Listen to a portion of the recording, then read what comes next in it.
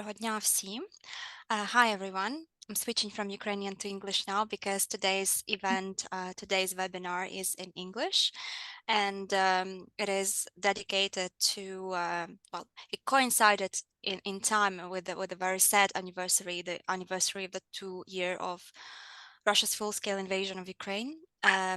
And today we would like to focus on, instead of talking about the past and how this happened, what led to it, we would like to shift and pay attention a bit more to the future and speak about the accountability and speak about financial and economic accountability and how we can make Russia pay, particularly by using Russia's frozen assets. So today we will speak about the future of Russia's frozen assets, the updates, the political but also legal side of the procedure of using Russia's frozen assets in order to defend and reconstruct Ukraine. And I am super happy to start by introducing our speaker today, and a speaker who's on the top of all the legal developments and factual developments on this topic, and very knowledgeable about Russia's frozen assets, and a senior legal fellow, Razum for Ukraine, an international organization, and also an attorney at international law firm Queen Emanuel, and based in Washington, D.C., Yuliya Ziskina. Yuliya is originally from Ukraine, from Kyiv, but is an international attorney and lawyer, specialized in financial enforcement, in public international law, and open access information policy. And she previously worked at the World Bank and the US Department of Justice, and was a former prosecutor at the New York City Conflicts of Interest Board and the King County Prosecuting Attorney's Office. Yuliya authored amicus briefs in the US Supreme Court, the Second Circuit, and DC Circuit Courts of Appeal, and the Southern District of New York. And she is the principal author of the New Lines Institute report, the first and the one of the most comprehensive analysis of seizing Russia's state assets to benefit Ukraine. So it's the comprehensive research providing the analysis of various legal bases for legislation in the US and Canada in order to use the frozen Russian assets for the benefit of Ukraine. She testified in the US Helsinki Commission's hearing, Making Russia Pay, the sovereign assets confiscation for Ukrainian victory. And in addition to her advocacy in the US, Yuliya co-drafted the Canadian Special Economic Measures Act to authorize the Canadian government to seize Russia's state assets. I was honored and pleased to meet Yuliya in Davos at the World Economic Forum back in January this year.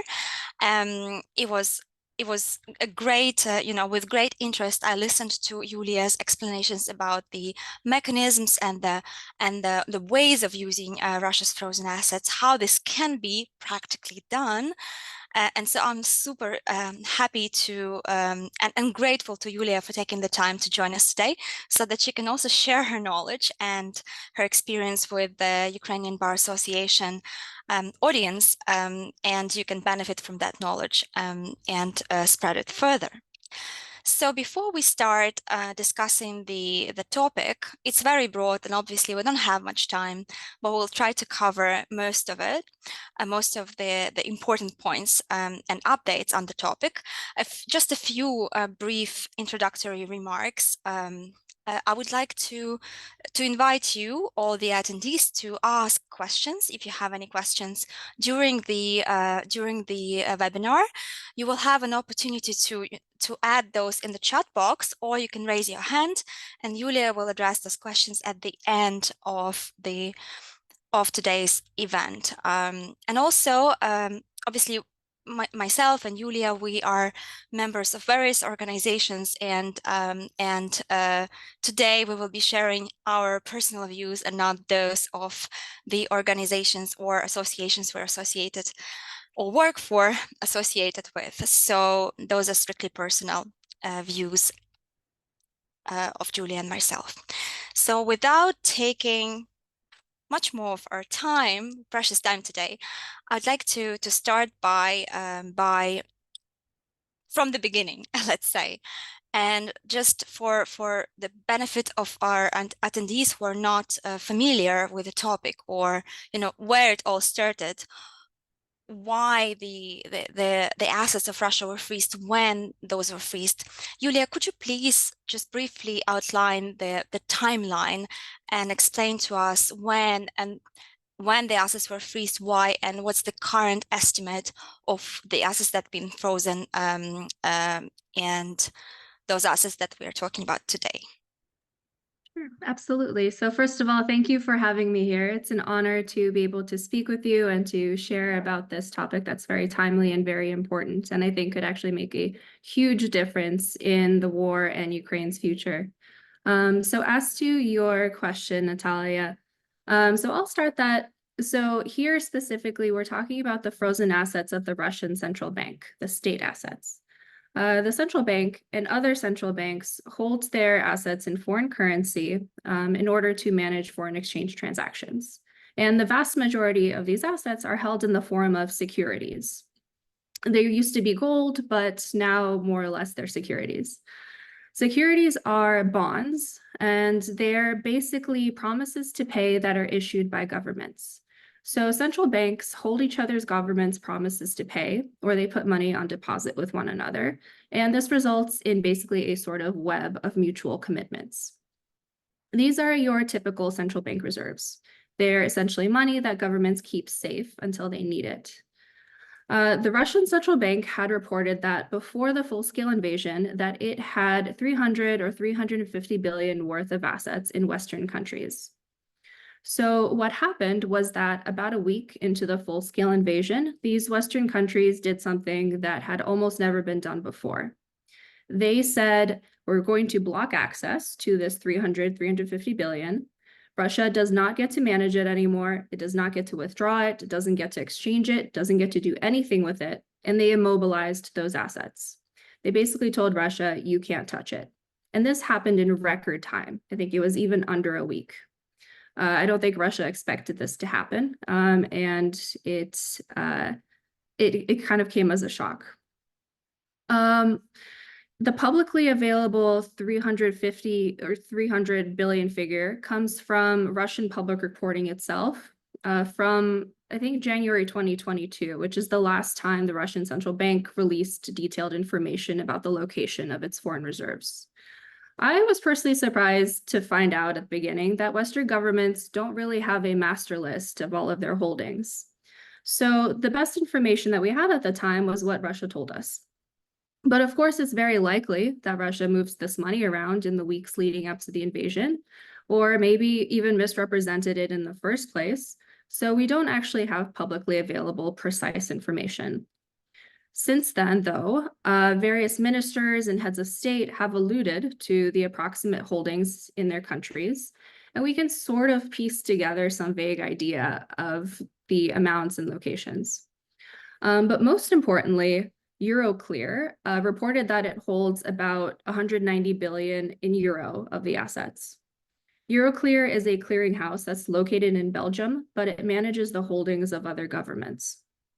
So other governments, through their correspondent banks, often hold their specific currency denominations in Euroclear. This is an important point, I think, to note, because there's an argument actually to be made that I don't see frequently made, that these other countries actually have jurisdiction over their currency denominated holdings in Euroclear. So just because they're located in Euroclear doesn't mean that other countries can't potentially seize them. I'm fairly sure this is true for the United States. I don't know about other countries' laws, but that's something to keep in mind during all of these discussions. The other amounts are scattered around in other G7 countries, like the US, UK, Japan, Switzerland, and Canada, and some others that I'm probably forgetting. We don't know the exact amounts because governments haven't released that information, and I would have to look it up to give you a detailed list. But the latest that's been said, in the US at least, is that the US has about 5 to 8 billion. I have some questions about that number. I think some money is unaccounted for, but that's the best that we have to go off of currently. I don't know for sure why governments have been so coy about this, but I can think of one reason. I think that providing greater transparency about the amounts and locations of immobilized assets would be a crucial step towards confiscating those assets. It would enable a better understanding of how much and where they are, and the missing and yet detected ones, where they might be, and how they can be best targeted. But by doing that and making it very clear how much money is where, this would increase political pressure to move towards confiscation. And I think they know that, which is why I assume they're hedging about it.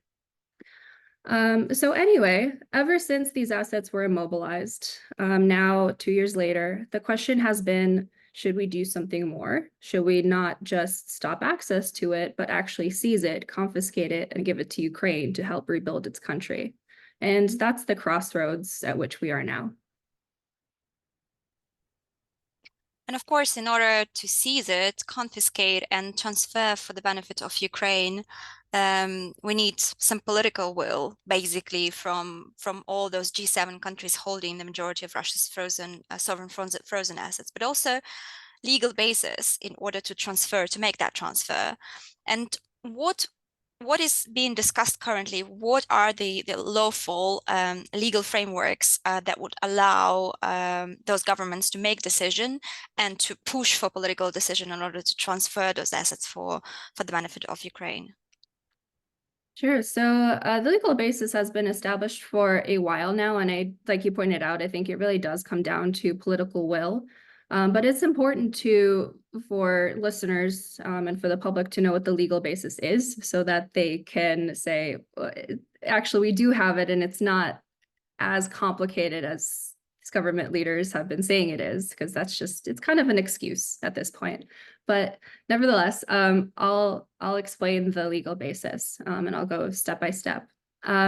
So to begin with, there's no doubt about the illegality of Russia's invasion of Ukraine, and its occupation of Ukrainian territory. Russia has violated the most fundamental rules of international law that are in the UN Charter, which prohibit the use of force against the territorial integrity or political independence of another state. That is a cornerstone of international law. This fact has been recognized not just by the UN in multiple resolutions, but also by the ICJ, which has ordered Russia in a binding ruling to desist its hostilities, which it did not. So there's legal recognition that Russia is waging a war of aggression, and this is not disputed in the Western world. It's also not disputed that under international law, Russia owes reparations for the damages that it has caused. So Russia has two obligations: the aggression itself and the duty to pay reparations. So in the face of such a blatant violation of a state's international legal obligations, international law permits other states to respond with countermeasures. You've probably heard this term. Countermeasures are delineated by the UN International Law Commission's articles on the responsibility of states. The articles represent the most authoritative statement of customary international law on state responsibility. It's the best that we have. And they are frequently cited in the judgments of the ICJ and other international tribunals. Lawful countermeasures, by definition, are measures that would be unlawful if they are imposed against an innocent state, that is, one that hasn't violated its international obligations. But they are permitted if they are taken against an offending state and they are intended to induce that offending state to cease its unlawful conduct or to comply with its obligation to compensate states that have been injured by that conduct. So, therefore, when an offending state or a wrongdoing state like Russia breaches its obligations, that is, when it doesn't seize its internationally wrongful conduct or doesn't make full reparation for the injury caused, the injured state may adopt countermeasures to induce the wrongdoer to comply with the duties of cessation and/or reparation. And the word induce means not just to persuade someone to do something, it also means to cause something to happen. So in this case, by transferring assets to an international compensation mechanism like the UN directed, states would cause Russia to comply with its obligation to make reparations to Ukraine. And by that same token, it would also serve as an inducement or an incentive to Russia to seize its wrongful conduct and to bring itself into compliance with peremptory norms that it's been violating. So on both of these bases, the transfer of assets would constitute a lawful countermeasure. So Ukraine obviously is entitled to take countermeasures because it was directly attacked and it has directly suffered. And it has in fact already taken countermeasures. Third-party states can take countermeasures too, but on slightly different grounds. And I think this really is where some of the legal confusion has stemmed from, is third parties. Third-party states, though, are permitted by international law to take collective or third-party countermeasures against Russia for grave breaches of its obligations under peremptory norms of international law. In other words, these are what's called erga omnes breaches. These obligations are, by definition, collective. They protect the interests of the international community itself. So the obligation of non-aggression is an example of such a peremptory norm. And breaching the obligation of non-aggression affects all states, not just the direct victim of the aggression of Ukraine. So Russia's war of aggression therefore entitles any state or group of states to take countermeasures against the aggressor state, because such a breach affects the entire community. There's a second basis in that third-party states that have been specially affected by Russia's unlawful acts or damaged indirectly can join countermeasures on these grounds too. So what I mean by specially affected, as an example, many countries have been impacted by the refugee crisis that was caused by Russia's war, which has imposed costs on countries that have helped resettle and support refugees. Another example would be Russia's disruption of Ukrainian transportation and commerce, which harms states that depend on that commerce for their economic well-being, or Russia's confiscation of private property of states that have imposed sanctions on it. So all of these are examples of indirect being specially affected. And so on both of these bases, either the community breach, the erga omnes breaches, or the specially affected, are examples of third parties being able to take countermeasures. But what's important is that these bases are also not mutually exclusive. So there's two of them, and that allows Ukraine, or that allows other states other than Ukraine to take third-party or collective countermeasures to repurpose Russian state assets. That is the broad international view. Thank you, Yuliya. So when you spoke about the first community breach ground, you've mentioned collective measure, so measure taken collectively. And how in practice would that be affected? That would be like a resolution signed by a number of states, listing the breach of community norms of public international law and making a joint statement and ordering transfer, or what would be the practical way to affect that that transfer based on that ground? Yes, that's the broad stroke of how it could happen. It would be a collective coordinated effort of states to confiscate those assets that are located in their jurisdictions by invoking countermeasures and then transferring them to a fund for Ukraine. And then that fund would be administered or animated by bilateral, multilateral agreements as to how that money would be distributed to Ukraine to help compensate it and for what purposes. So I think maybe we'll talk a little bit later about how that international compensation mechanism would work, but that would essentially be the international compensation mechanism that the third-party countermeasures give the legal basis for. Thank you. Yeah, we started to shift already to that part of our discussion about the practicalities, because we have those two, community breach and especially affected grounds for legal frameworks or legal grounds for transfer, for seizure, confiscation and transfer of assets to Ukraine. But how to make it and work in practice is a wholly separate topic, right? So, and it's a vast one, and it depends on many factors and many political decisions being made and, pushed, lobbied, jointly advocated by the states. And so, of course, the fact that those assets, sovereign assets of Russia, are being frozen, it's in a way it's also a burden, right? Because it's there, it sits on accounts, it's collected, where there are various liabilities that are arising as a result of those frozen assets being stored. So, perhaps there are states that are willing to find practical ways in order to transfer those money, especially because they are so much needed, because there are so many losses and reparations that are required, and also the funds that are required to rebuild Ukraine are of course huge. So I know that there are several options that are currently being discussed how to start at least some process of transferring assets for the benefit of Ukraine, and Belgium, for example, is considering reinvesting from the redemption of securities on deposit with the central bank. The funds that are stored in Belgium, there is approximately 25% tax imposed on them, so which gives about up to 2 billion euros that can be, used in order to close some of the Ukrainian expenditure for reconstruction. And we know that the Belgian government announced that some of these funds are currently used to pay Ukrainian refugees and provide some humanitarian assistance and help to Ukraine. But the funds for this year had not been yet taxed with, so we don't know what the status of this will be. And of course, there are negotiations ongoing about taxing those funds and transferring them to Ukraine. So increasing the tax, transferring to Ukraine for the reconstruction.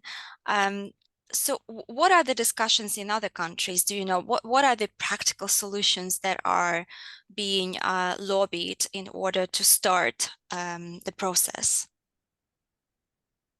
Well, I will say that the ideal solution would be to simply invoke countermeasures, as we said, to transfer the reserves to Ukraine. That would be and that's one of the solutions that's being advocated for.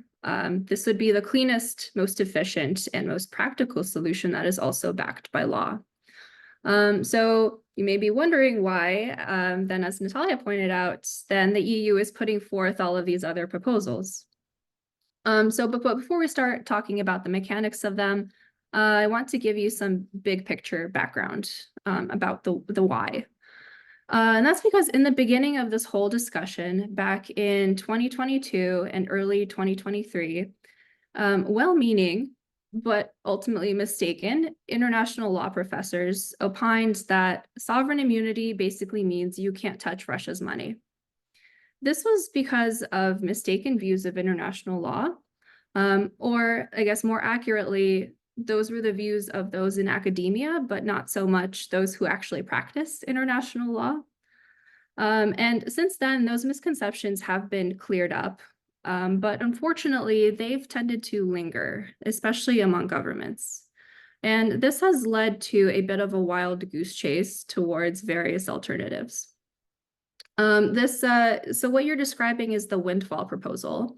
And the windfall proposal arose in spring 2023 as a way to potentially get some money to Ukraine without taking up the issue of countermeasures, because that's what they avoided because they didn't want to touch the sovereign immunity issue.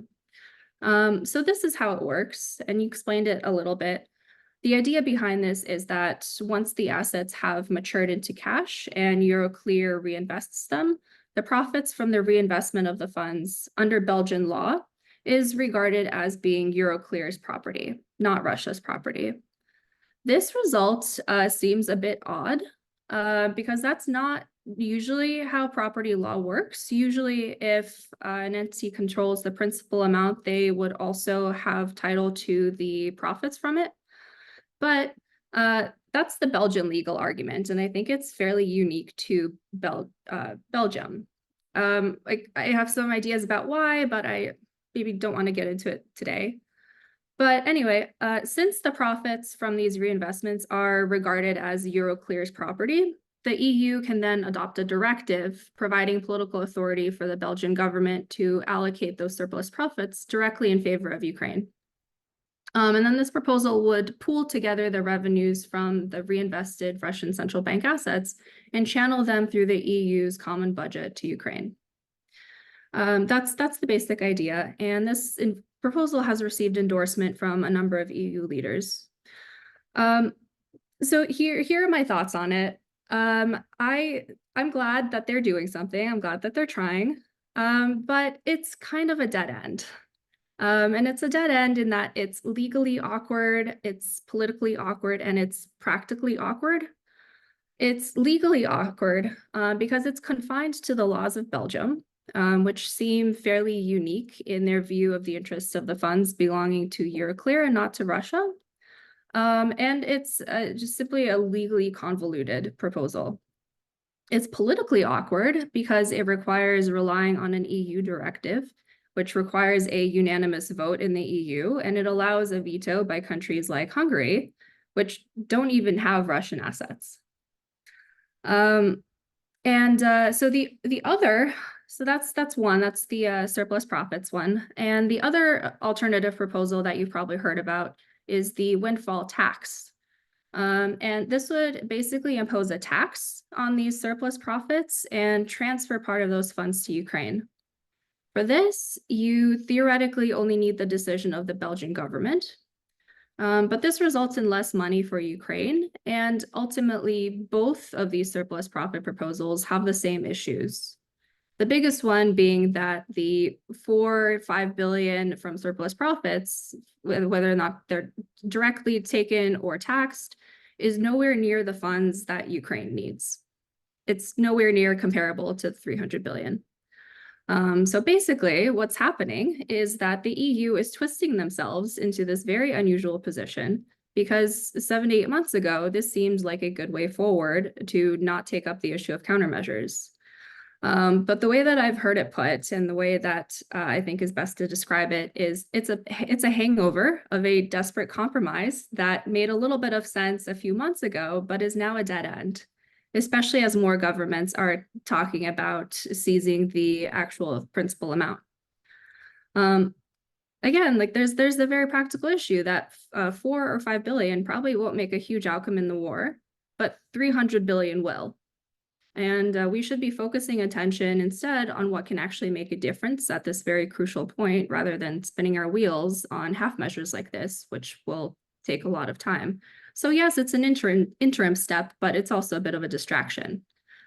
The other issue that worries me, in more of a big picture sense, is that if we're going to go to all of this effort to avoid touching the principal amount itself, the assets themselves, then we are almost unwittingly strengthening the premise of the view that it's legally impossible to touch the assets. And under international law, that's just not true. But that is a question that needs to be decided by governments, and how it will be decided will say a lot about how we want international law to evolve. The question behind it is, will we place the aggressor's property rights above those of the victims that it has injured? In the end, that's what it comes down to. And how we respond to that question will determine our collective values going forward. There's also a recent proposal, the collateralization proposal, that has arisen recently. I don't know, Nataliia, do you want me to talk about that one as well? Yeah, I was about to ask about the collateral proposal. So yeah, please do cover it and carry on. Thank you. Sure. So this is actually not that new. It was floated I also about 7, 8 months ago, but it's kind of arisen again. I am very skeptical of this proposal, to be frank with you. And I'll explain why. It basically proposes issuing bonds to Ukraine that are backed by the frozen Russian assets. So in other words, they're using the assets as collateral. So let me backtrack a little bit. Collateral is there to be taken in case the borrower doesn't pay back their loans. So the idea is that if you're going to lend money to the Ukrainian state currently or ordinarily, you demand some pretty high interest rates. because it's a country under attack, it's in debt, and it's unclear whether it can pay those loans back. But if you know that you can use or seize these immobilized assets as a backstop to pay Ukraine's debt, in the case that Ukraine can't pay or that Russia isn't going to pay reparations, then it becomes safer to issue those bonds. And so you don't have to demand such a high interest rate on them, get a bit of a discount. So, but that just takes us back to the original problem. If you supposedly can't legally confiscate these assets, then how would you make good on the collateral? How would you seize the collateral if that's what you can't do in the first place? And so the whole problem with this is that you can't collateralize something that you don't own. I haven't seen a good way around this obstacle that wouldn't also solve supposedly the original problem of why you can't just confiscate the assets to begin with, instead of going through this whole channel rigmarole. So by trying to engineer around the issue, you're actually making it more legally, politically, and financially complicated. But I will say, and I think this is a good idea. I think the only way that I think this could work is if the EU also guarantees the payment of these bonds by a certain date. So it's not just relying on the frozen Russian assets. The EU says, okay, well, we will also give our promise to pay. This would provide a real financial incentive for the EU to one day take those assets if Russia hasn't paid reparations, because it gives it a choice. You either seize the assets or you pay the 300 billion. This does delay seizure issues, but it makes investors comfortable and it gets Ukraine the money that it needs now. The collateral for buyers then would be the EU payment guarantee, and the collateral for the EU would be, somewhat poetically, its will to seize the assets. I think this idea has more potential than any of the others so far, besides outright seizure, obviously, but only if the EU is guaranteeing the payment of the bonds.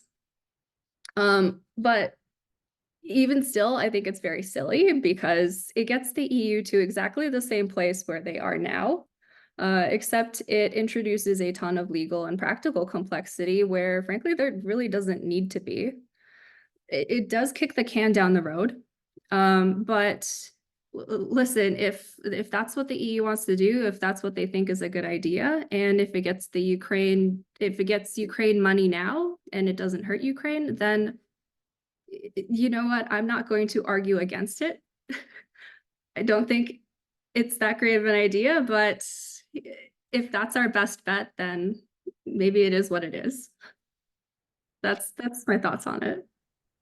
But again, if we talk about agreeing to guarantee that collateral, we would need to get consent of EU member states. And when we talk about the consent issue, then we also, well, we of course have troubles with Hungary, as we've seen recently with other EU resolutions. So I guess we will be, knocking the same door and having and experiencing the same issues with, I don't want to call them unwilling EU states, but the more difficult ones. So we would have the same issue all along with the collateral, and it would of course also impact financially EU's borrowing capacity, and it's a big decision to make, to agree to guarantee that sort of that sums of the magnitude that we are talking about now. Exactly. I agree completely with that. It's very complicated, and I think it kicks the can down the road and introduces a lot of obstacles. The benefit of countermeasures, though, is that you don't need full EU agreement. Countermeasures are meant to be decentralized acts of individual participating countries. So there's no EU directive needed legally. Politically, I mean, there's a reason why they would probably want one. But if push came to shove, they don't have to do that through countermeasures.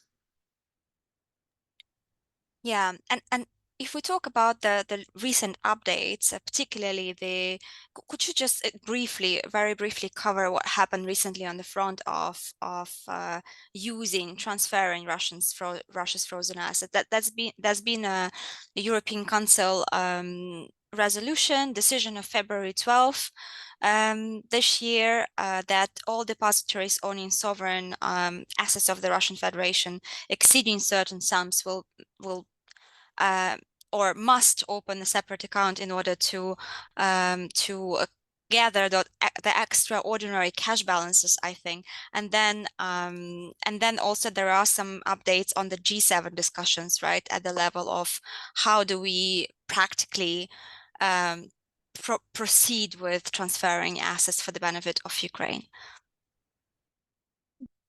Yes, so what you're referring to is that on February 12th, the EU adopted a law to set aside the windfall profits made on the frozen assets. Under this law, depositories would be prohibited from using the profits on the immobilized assets and then must keep the revenues from the Russian assets separate in separate accounts. The European Commission is also supposedly preparing further legislation to seize the profits that they're setting aside and then transfer them to a fund to Ukraine. So it's a step. That's what I can say about it. It's a step. However, the bigger problem is that this legislation will not apply retroactively to the profits that are already accumulated, which was 5.2 billion in 2022 and 2023. It would only tax Euroclear's, it would only apply to Euroclear's future profits. So why is that? And why are these past profits an issue under this proposal? But I think the public needs to understand, what listeners need to understand, and I wish there was a bigger deal made of this when we talk about this proposal, is what happens to this 5.2 billion under this current proposal. What happens is that Euroclear, who is the current owner of the profits, will get to keep them. This would mean that Euroclear will effectively profit off of the war at the expense of Ukraine to the tune of 5.2 billion euro. It will become Europe's biggest war profiteer if it gets to keep that money. Legally, the problem is that the EU can't tax those past profits retroactively as a tax on Euroclear, since that would be a retroactive tax on a private company that hasn't done anything illegal. And under normal circumstances, governments can't do that. The only way around this, and the only way that the EU can take those 5.2 billion past profits, is by invoking countermeasures and confiscating them on that basis. The alternative would allow Euroclear and its shareholders to pocket a gigantic $5.2 billion in profits from being a Russian asset shelter, while Ukraine struggles for funding and undergoes a very difficult winter, and God knows how long this fighting will continue on for. That outcome would, and it should, be a scandal in the media. I think the media should understand this, and I think this should be made a bigger deal. So that's a long-winded way of saying that Europe will probably need to confront countermeasures at some point. And these alternative proposals are simply kicking the can down the road and putting it into an even more awkward position. So that's some food for thought. And why do you think there is so much resistance? I mean, apart from, of course, we are talking about complex international situation and organizations, I mean, like G7 with states pursuing different political agenda, and EU with itself, you know, as a organization of itself with its own political issues and its own disagreements. Apart from that, do you see any other problems there? Why there's so much resistance? There's probably a lot of reasons, but I think it really comes down to the shock and novelty of doing something that hasn't been done before. And people aren't used to doing things that they haven't done before, especially on a scale that's this big. But just because you haven't done this specific thing before, it doesn't mean that there aren't precedents already and there aren't examples that you can use from the past. It doesn't mean that you don't take any action.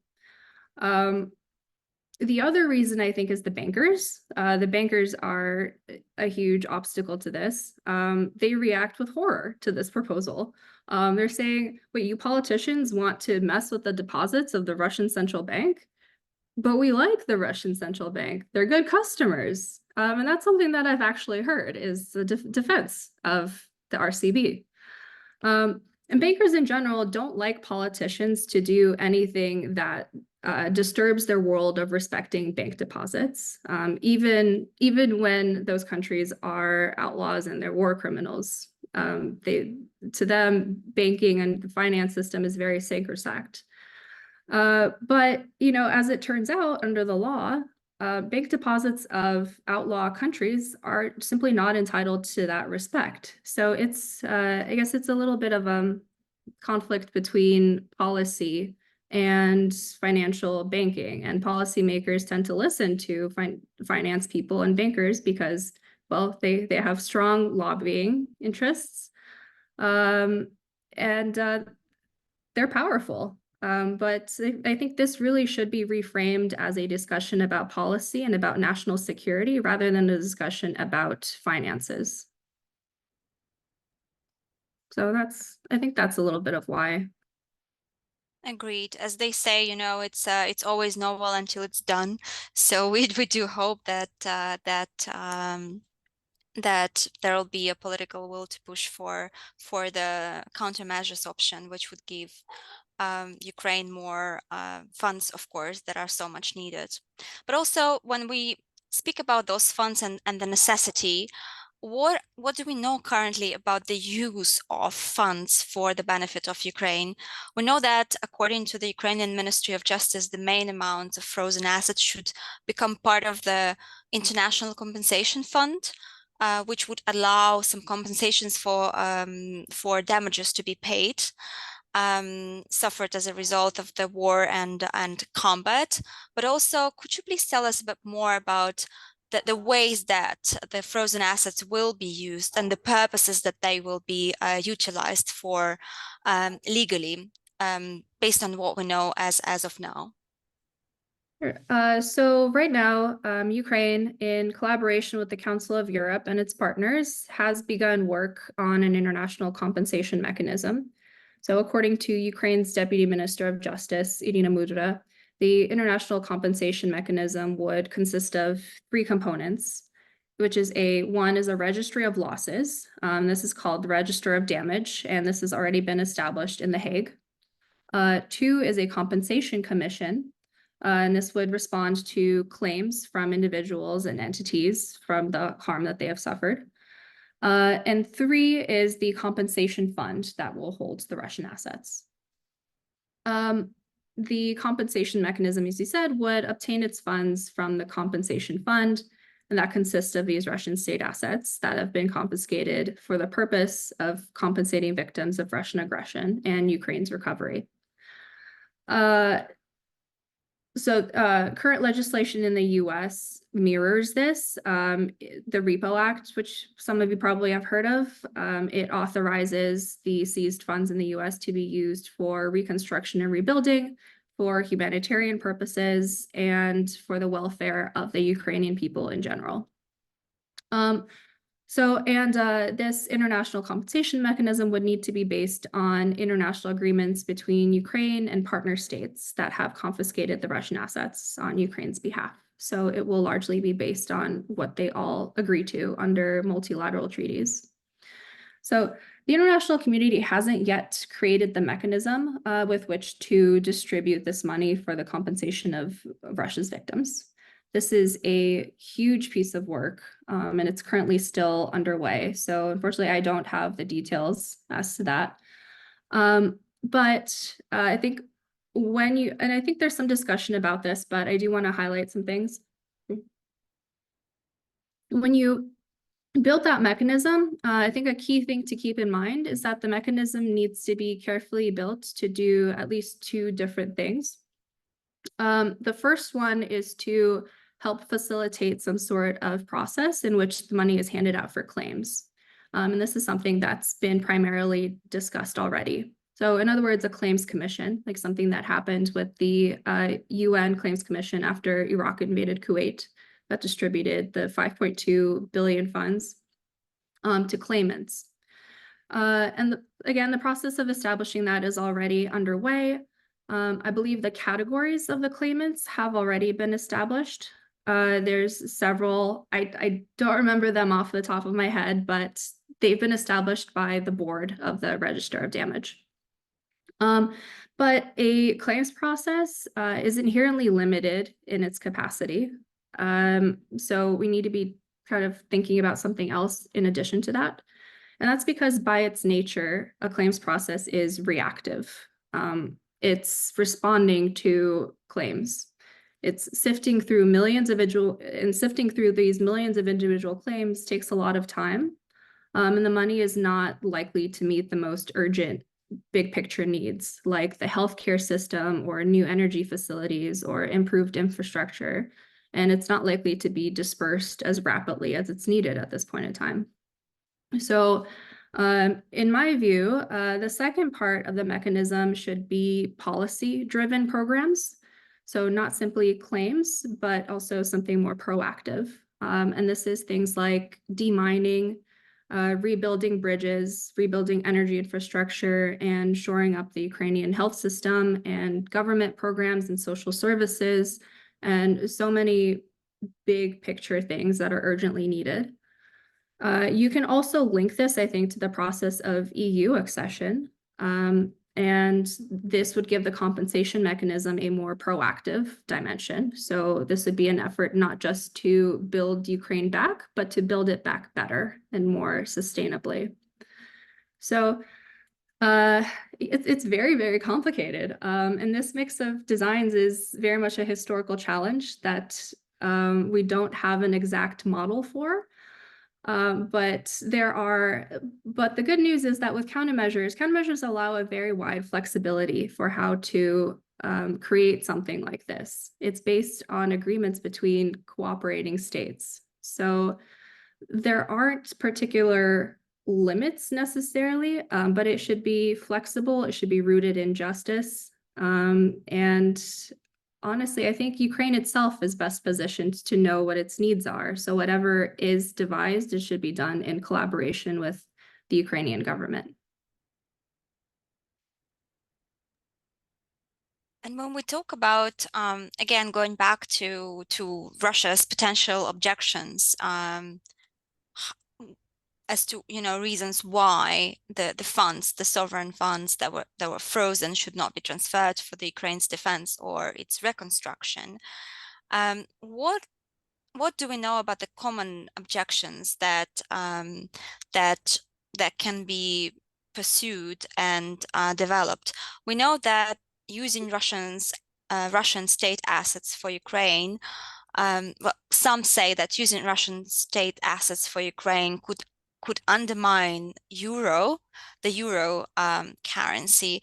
But do you know if that's a good point, a valid point, and what can be responded to this one and to other common objections that we hear as to why the funds should not be transferred for Ukraine's benefit? Yeah, so you've identified, I think, the biggest one that we usually hear, and you probably see it whenever you read an article about asset confiscation. This is one of the lines that's always brought up, and especially by the European Central Bank or by Euroclear or by some sort of banker. And politicians are kind of echoing this line of thought. I find it quite frustrating and frankly irresponsible that there's a lot of very vague scaremongering around this point. The concerns have been shown to be overblown by numerous very prominent economists, US Treasury secretaries, former presidents of the World Bank, Nobel Prize winners. But it's still very hard to pin people down to get them to explain what exactly is it that you're worried about here when you talk about undermining the dollar or the euro. And so theoretically, I think there are two parts to this concern. One is market turmoil. The idea is that if you confiscate the funds, the markets will freak out and you get some sort of financial instability event. But my response to that is there have been times in this process with the frozen funds where we should have already seen that effect on the markets. One was when the assets were immobilized in the first place, which was arguably even more an unprecedented event. And the second was when G7 leaders committed to keeping the assets immobilized. They have done this at least twice publicly, where they said this money isn't going back to Russia. So it's seizure in all but name. Both of these are actually the bigger unprecedented events because they're just as much of an interference with sovereign property rights. And this is already a countermeasure. Freezing the assets is already a countermeasure because it's interference with a sovereign's property. So we've already breached those principles. Nobody's freaked out. We have seen little, if any, effect on the market. And there's no real indication that seizing would lead to some sort of market instability when we have already, in essence, done these things. The other concern is not about markets, but it's about central banks. So the Central Bank of Russia is obviously not the only central bank out there. It's not the only one that holds reserves in Western currencies. The People's Bank of China is the biggest one, and there's other countries with emerging economies that also do the same. The worry that the West has is that those countries will no longer trust the European Central Bank or the Eurozone or the US or so on, and they'll pull their reserves back and causing capital flight. My response to that, again, is you didn't see any of that in the earlier events with the immobilization decisions, and so far there has been no sign of capital flight. And this is largely because there's no viable alternatives to Western reserve currencies. In 2023, 89.2% of global reserves were in US dollars, the euro, the global pound sterling, or the Japanese yen. And that's the vast majority. And any efforts by other countries to establish their own currency as global reserves have largely failed in the past few decades. It's not because they haven't wanted to, they've tried, but it hasn't worked. And so there's simply no other place to go. But just to play devil's advocate, emerging economies could presumably shift towards China as another alternative to park their reserves. But if what you're worried about is the risk that politics will dominate how safe your assets are, which is supposedly the argument in the West, then I don't think that anybody's going to think that China is not a politically risky place to store money either. That's a more politicized economy than Western economies are. And the rule of law is much stronger in Western countries than it is in China.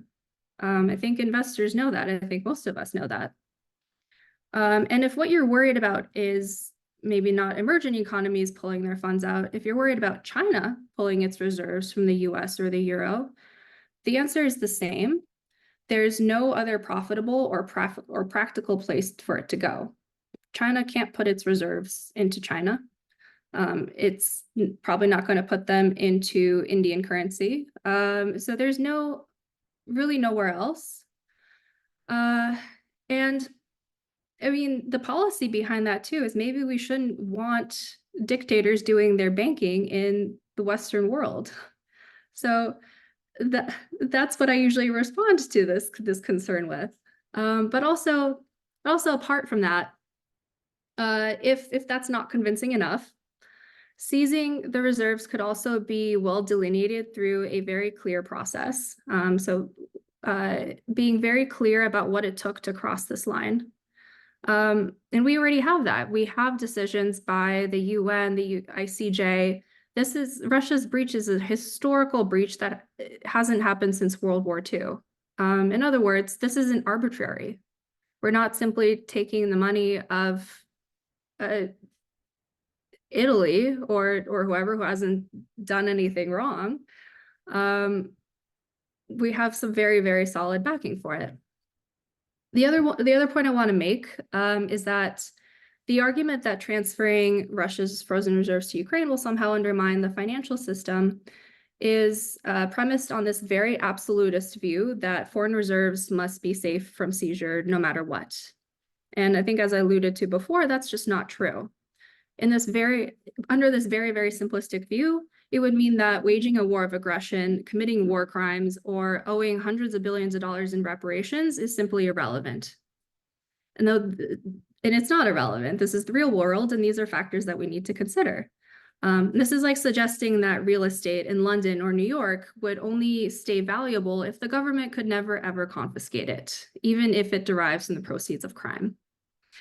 So more simply put, seizing Russia's frozen assets wouldn't affect other countries' assets or change the incentive of governments that aren't planning a major war. But in the end, Euroclear and the banks shouldn't be the decision makers here. This isn't, as I said previously, this isn't a financial decision. It's a national security decision, and it's one that should be made with Western national security interests at its core. With that in mind, the bigger risk on the reserve currency front is if the West fails to adequately fund Ukraine, resulting in it losing the war, that's a bigger concern. That is actually what would represent a huge seismic hit to the security of Europe, and where Russia is likely to invade Europe next. This would deplete confidence not in just the euro, it would deplete confidence and it would cause instability of Europe itself. So it really is a matter of national security and government policy and not banker bean counting. And policymakers need to start realizing this, and I think that that's where the conversation needs to be framed. Thanks so much for such a frank and an open, discussion and views about this, because it's always quite sensitive, and I almost feel like we are being so diplomatic. And when we hear about the governments discussing how we should proceed with transfer of Russia's frozen assets, it's always getting up to the point where we need to get this done, but we just don't know how to do it carefully. And that's the key point. And it almost feels like there should be some superpower that will do it, and then others will follow. But again, it's the matter of a government taking that decision, and the policymaker realizing that threat, as you said, and just making that first step. I think we're really, I'm sorry. I think we're really getting to that point. There have been huge shifts. Just yesterday, U.S. Treasury Secretary Janet Yellen, who previously, even just 6 months ago, was quoted as saying, it's completely illegal, we can't confiscate Russian assets. Yesterday, she came out and said and urged other world leaders to use these reserves. That's already a huge shift. The US was previously against it. Now they're one of the leaders leading the charge. The UK has also come out in favor. It strongly agrees with this proposal. Canada does. So we're gaining more and more momentum. And I think my honest belief is that it's inevitable and it's a matter of time until Europe gets on board. Yeah, let's hope that. I mean, at least what we hear and see now currently in the news indeed indicates that there are some shifts and move on that front. I'm super happy about our timing, Yuliya. Here we are almost 1 minute in advance. And those were the questions that the main questions that were on the list to cover in this 1 hour for such a broad topic. But we've got some questions. We have 2 questions from the live stream, and we have a few questions in the chat box. And I will start from the stream. We have a question that related to the seizure decision from the beginning of our discussion. and the question about Russia's defenses. So has Russia been disputing the seizure of its sovereign assets, and what defenses Russia could potentially invoke to dispute the future transfer of Russian sovereign assets for Ukraine's benefit? It's a great question. I mean, yes, of course, it's threatening all sorts of things. It's saying we're going to sue you. This is going to be tied up in the courts. But this is what Russia does. It peacocks a lot, but that doesn't mean that there's reality behind it. And I'll sort of explain why. The question is, well, can Russia sue to get its reserves back? I think that's very unlikely. And that's because there's no international court right now that would presently have jurisdiction. Russia doesn't accept the jurisdiction of the ICJ, doesn't accept the jurisdiction of the European Court of Human Rights, or any other international court that would be suited to hear this dispute. So in theory, Russia could choose to submit itself to the jurisdiction of the ICJ. It could do that through like a consent-based process, but the ICJ has an open case against Russia, where Russia is continuing a breach of a clear order by the ICJ to suspend its military operations in Ukraine. So if a state were to repurpose Russia's assets, that measure would be very clearly aimed at enforcing Russia's legal obligations to Ukraine and also the rest of the international community to stop waging an illegal war and to compensate for the damage.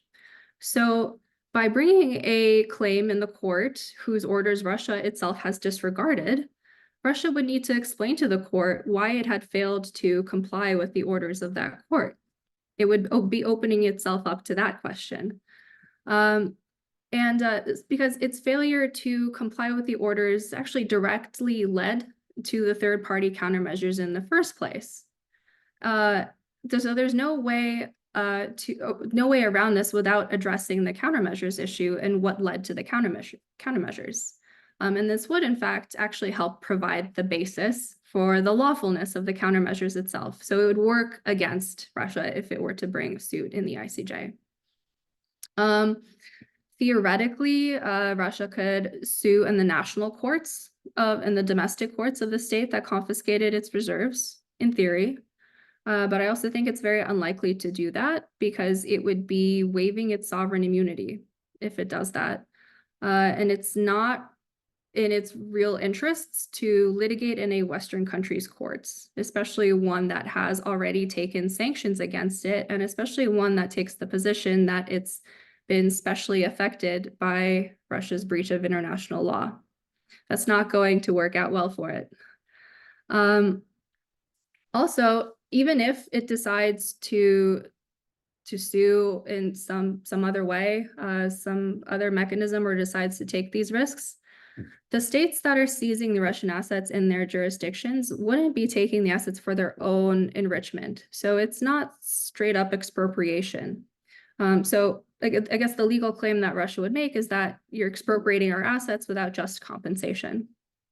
That's the principle that we're supposedly violating. But these states aren't taking it for the purpose of their own enrichment. It's not to compensate themselves. It's not to build roads in their countries, but it's for the purpose of compensating the victims with the money that Russia already legally owes. It is using it to satisfy Russia's liability. And Russia is very unlikely to show that that kind of confiscation is unreasonable or unjustified, or that the countermeasures are unlawful. So even if Russia brought a suit, which maybe it might be crazy enough to do that, it would be very unlikely to win it, I think.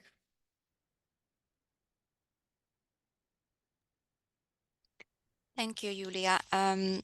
Now I'll check. Yeah, we have some questions in the webinar chat. And Victor Yatsina, he asks, well, thanks to the speakers for an interesting discussion.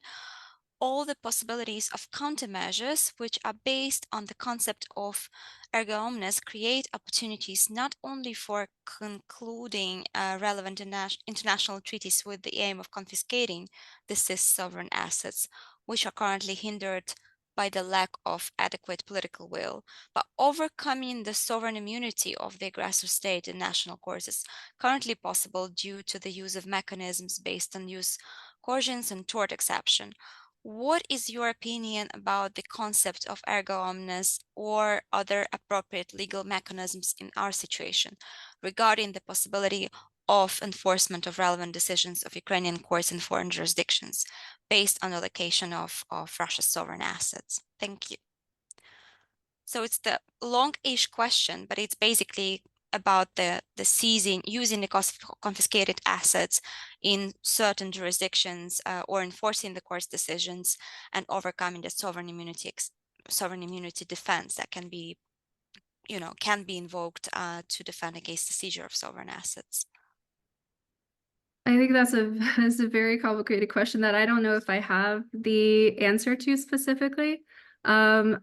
I'm not sure on the legal basis of how Ukraine is going about this. I'm not a Ukrainian law expert, and to be frank with you, I haven't been following the court cases in Ukraine. But I think that would be a complicated step, and it would require agreement from Western jurisdictions to recognize the judgments of Ukrainian courts. And it would really depend on the laws that those courts were following and the reasoning behind it and how the West would view those cases. I I don't know the answer to that. I'm not sure how that would play out. I have heard that there's some skepticism about that because, I mean, right now, a lot of Ukrainian victims are going to the Ukrainian courts to seek recourse because that right now is really their only hope. And I can completely understand that. And Ukraine is in such a difficult situation that it's been maybe not changing, but interpreting its laws in such a way that maybe isn't in keeping with how the West sees certain things. So there might be an imbalance between what Ukraine is doing and what the West recognizes as lawful or having legal basis. So there might be a bit of a discrepancy. I worry about this a little bit because I don't want those victims who are bringing cases in Ukrainian courts right now to rely on that necessarily. I worry about there being false hope with that, and maybe that's pessimistic, but I don't have a clear answer. But I think maybe approach with caution is the best answer I could give you. Thanks, Yulia. I think it's just because there is a slight confusion here in the enforcement mechanism of the national court's decision is abroad, because obviously there are some judgments already in Ukraine for the reparations for certain damages, economic damages, destructions, and those are the Ukrainian court's judgments based on the territorial jurisdiction of Ukrainian courts. And so now there is, a discussion how to enforce that further. And then when we talk about where to enforce, of course, we are looking into the national sovereign immunity laws, which are restrictive, generally restrictive for obvious reasons, because they provide with blank restrictions that sovereign assets are immune, full stop. And that is why, that is because that's the international, well, that's the law of the national state. That's because sovereign immunities laws in Europe and the UK, they are quite outdated, and there is a lot of effort in order to reform them, and the states, they don't want to provide a blank waiver and allow any sovereign immunity attachment or enforcement possibility because of their own security and other political considerations. So but that is a separate thing, and here today we talk about countermeasures as of like public international law countermeasures. And when we speak about this, the Claims Commission and the Registry of Laws is the Compensation Commission and the Compensation Fund, then we speak about the international mechanism based on resolution.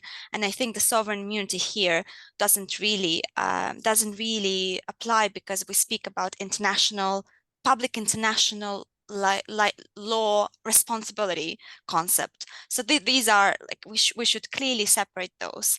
And I hear a lot of comments, about the sovereign immunity. And as you've highlighted earlier today, it's completely irrelevant when we speak about the international unlawful act under public international law. So and yeah, here, we sovereign immunity is less of an issue, but more, the ways to establish that fund, to collect the funds, to resolve, to transfer them for Ukraine. And then the Compensation Commission would just, accept and process claims. Then it's just a practicality. It's not so much of I think it's the easier way, in my personal opinion, than, pursue enforcement based on what is currently happening on national levels with sovereign immunity laws and other reforms. So I can give a little bit more explanation and background about that, but I think you completely nailed it. When we talk about sovereign immunity, just to make it even more clear, so like you said, sovereign immunity doesn't apply here. Sovereign immunity only shields a state from actions by foreign courts. It says that the courts of one state can't sit in judgment over the governmental acts of another. So again, by using public international law, and very importantly, by transferring these assets using executive action and legislative action, and not through court decisions, such as attaching the assets to judgments, sovereign immunity just doesn't come into play. What we are really talking about here is that these assets are protected from seizure by other sovereigns through customary obligations of reciprocal regard that one sovereign extends to another, or by bilateral investment treaties, or the usual requirement that a confiscating state would have to compensate Russia for what's seized, but not sovereign immunity. The issue is state responsibility here. In the US, just for maybe background for folks, the relevant law is the Foreign Sovereign Immunities Act, which does currently bar the attachment of assets to judgments.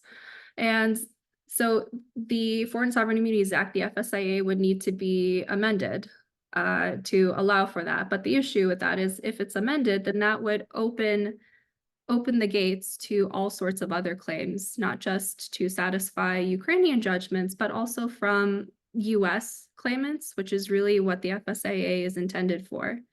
So, I mean, we have a limited pot of money, and if we were to open up the FSIA in this way, then there would be probably be a flood of litigants, primarily from the US, to get those assets, and that would deplete the pot for Ukrainian victims. So yeah, like Nataliia pointed out, I think the best way forward is through countermeasures and through this international claims mechanism, which would put the priority on Ukrainian victims and not necessarily others.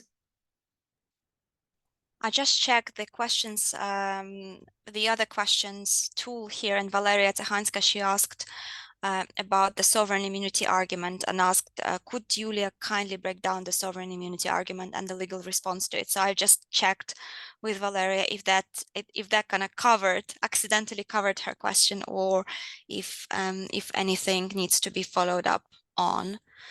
Let's see if Valeria responds, but in the meantime, we have a few other questions on other things than the sovereign immunity.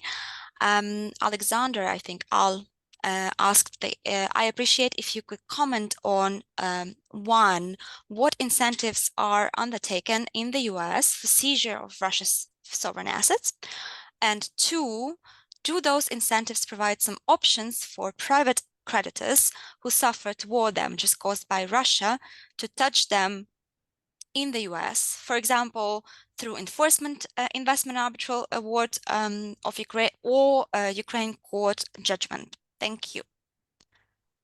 Sure. Yeah, great question. I could talk about what's happening in the US because this is what I've been working on a lot. So in terms of where things stand, there's a bipartisan bill in both the House and the Senate called the Repo Act. And the Repo Act is explicitly based on the doctrine of countermeasures. The legal mechanisms that are proposed in this bill would empower the president of the US to confiscate sovereign assets of the Russian Federation. It would create a domestic Ukraine support fund that consists of these assets that are currently held in US financial institutions. And I think, as I alluded to earlier, the uses would be reconstructing, rebuilding Ukraine, humanitarian assistance, and other needs for the welfare of the Ukrainian people. So this really outlines the countermeasures that I talked about earlier, because it also instructs the president to work with its allies and partners to establish an international compensation mechanism, which they call the Common Ukraine Fund, that would pool together the assets of other countries that have also confiscated those funds.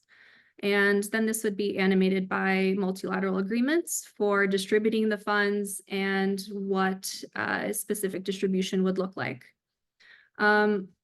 And the countermeasures come in because this legislation prohibits the release of any of those frozen assets until Russia has paid. And that's either voluntarily or involuntarily through countermeasures. In the US, though, I just do want you to keep in mind that current US law does authorize the president to already do what the Repo Act authorizes, and this is under the International Emergency Economic Powers Act. But the importance of this bill is it expresses the will of the people and it just removes any lingering doubt. So where it currently stands is that the House and the Senate have both have an extraordinary amount of co-sponsors from very, very opposite sides of the political aisle. So some of the most Republicans and the most left-leaning Democrats all find a way to agree on this. So that's the incentive. And in fact, this bill is so popular that what's really holding it back isn't necessarily a lack of persuasion or agreement. It's because this is such a golden goose that so many senators and Republicans are attaching their own political amendments to it because they know it's probably going to pass. So there's debate around these sometimes unrelated amendments, and that's what's holding it back a little bit. So that's a little bit frustrating. I forgot this. I'm so sorry. I forgot the second part of the question. And the second part of the question was about the incentives, if they provide options for private creditors who suffer damages caused by Russia to attach them in the US, for example, through enforcement of foreign arbitral awards or Ukrainian court judgments or otherwise. Not necessarily through Ukrainian court judgments, I think, for reasons that we just briefly covered on. And arbitral, I think, is also not super applicable here because the US doesn't have a bilateral investment treaty with Russia.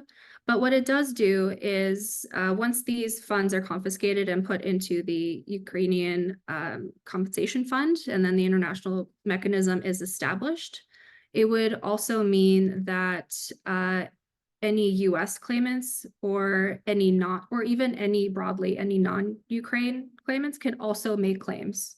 If they are harmed by Russia's war, they can submit a claim. And they could potentially get compensation for that as well. I think this would probably need to be allocated in terms of priority. So, we don't put US claimants at the front of the line. But this is also, just for context, what happened in 1992 when Iraq invaded Kuwait. The UN established a claims commission, and 80% of the compensation went to Kuwaiti victims of the Iraq invasion and occupation, but 20% went to non-Kuwaiti victims as well. So the vast majority did go to Kuwait, but there were also other allocations there as well. And I think that's pretty important since, this is a multilateral coordinated effort where if we're saying that the entire world is affected, then perhaps other claimants in other countries should have at least the option to submit claims to. Thank you. And so we have no follow-up on the sovereign immunity point, all clear. We have some political questions here. So two from Victor Yatsina. So the first one is, are the politicians inclined to listen to the court's decisions? Not sure what kind of court's decisions, but perhaps if we're talking about, again, enforcement or the decision of national courts concerning the claims for reparations. And the second one is, in your opinion, whose reparation mechanism is sufficient in our case, or should there be another Marshall Plan to restore the economy of Ukraine? And this issue should be on the agenda for politicians. So this one is more about the reconstruction, as I understand it, and whether the Marshall Plan or anything similar or different would be efficient in order to restore, rebuild Ukraine better. So as to the first question about courts, I mean, I guess I'm not really clear about the question about which courts, but in general, if we're saying Western politicians and really any court decision, I mean, I would say yes.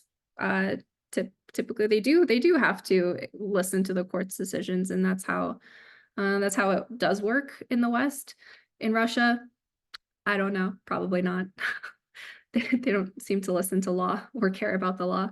I guess But they consider court decisions from the Western part of the world as, countermeasures, or how do they call them, sanctions, or oh, anything that they need to respond to legally, or by adopting their laws and their countermeasures and issuing their decisions um, to tackle those. But maybe I have interpreted this question wrongly, and we speak about the court's decision, i.e. the ICJ's decision, and then we are in a very complex territory about the enforceability of public international law orders and measures, which maybe you have a good response to it, but I don't think I do.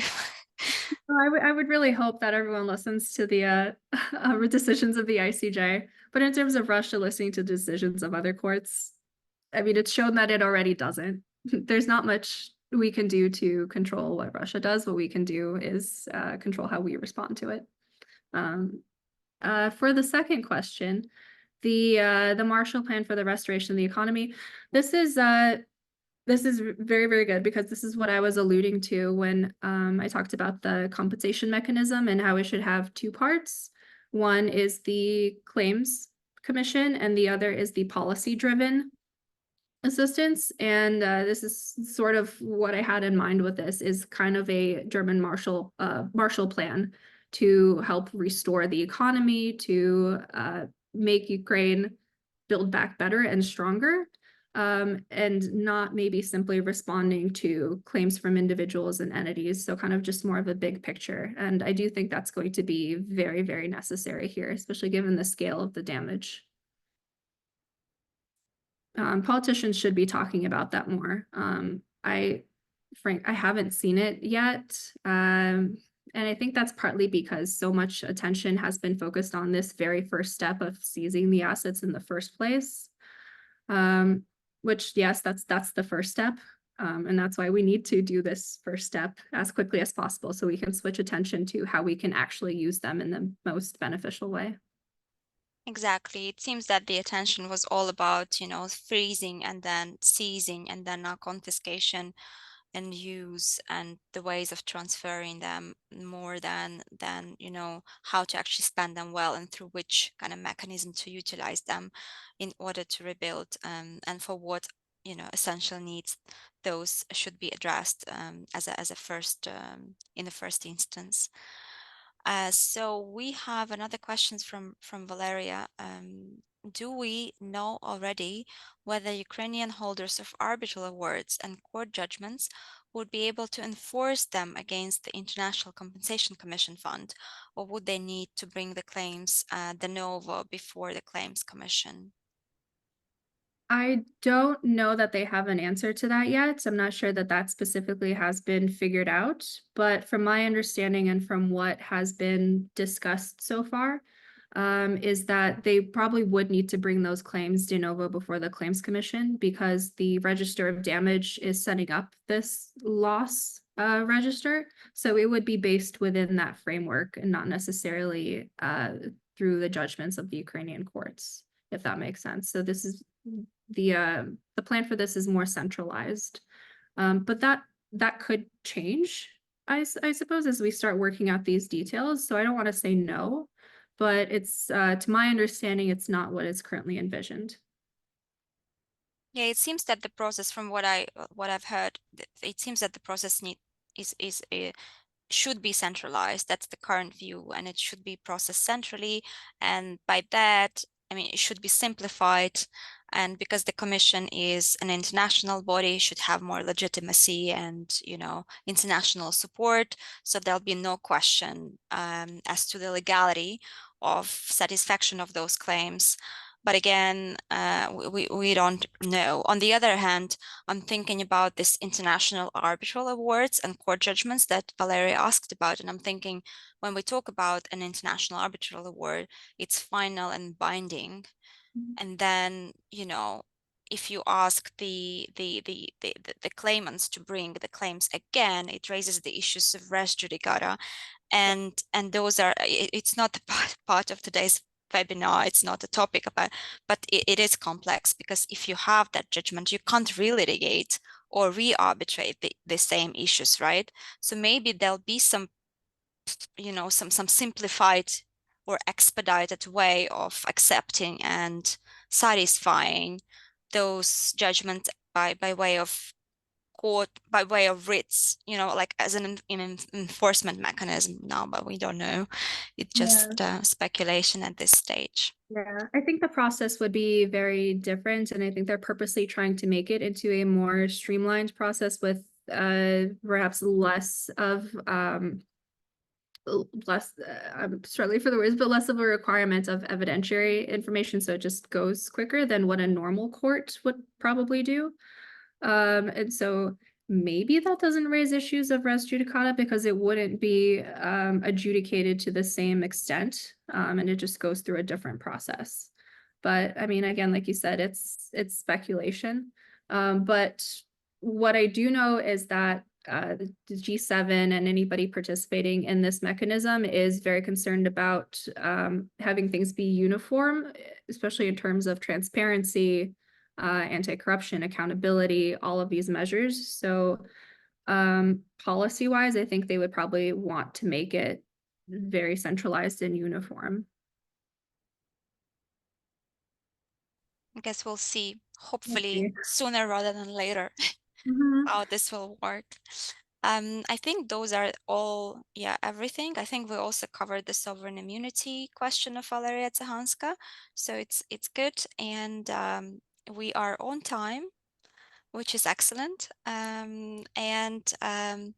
I just wanted to close this discussion by thanking Yuliya again for her time, despite the time difference and all of the work that you're currently involved, for taking the time and sharing your views and sharing the insights with the Ukrainian Bar Association listeners and audience.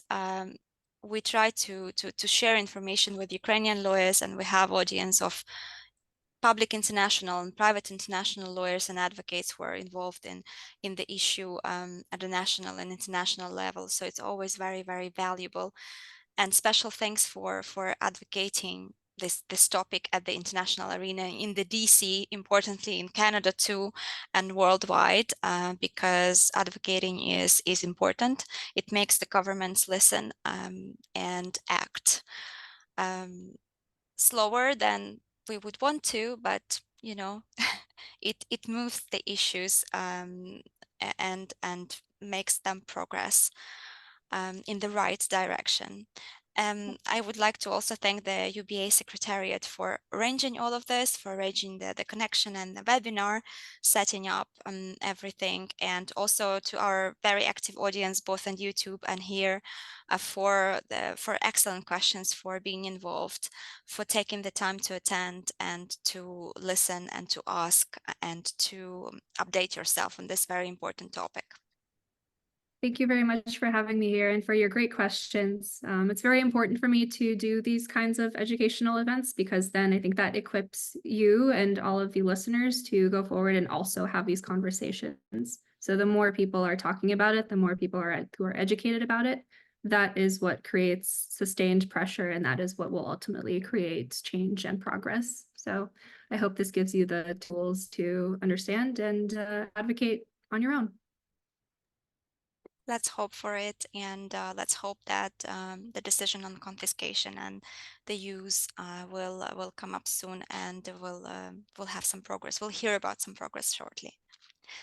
Thank you, everyone, and UBA will publish the recording shortly for those who were unable to attend. And I wish everyone in Ukraine and elsewhere in the world a peaceful rest of your day. Thank you. Likewise. Слава Україні! Героям слава! До побачення! До побачення.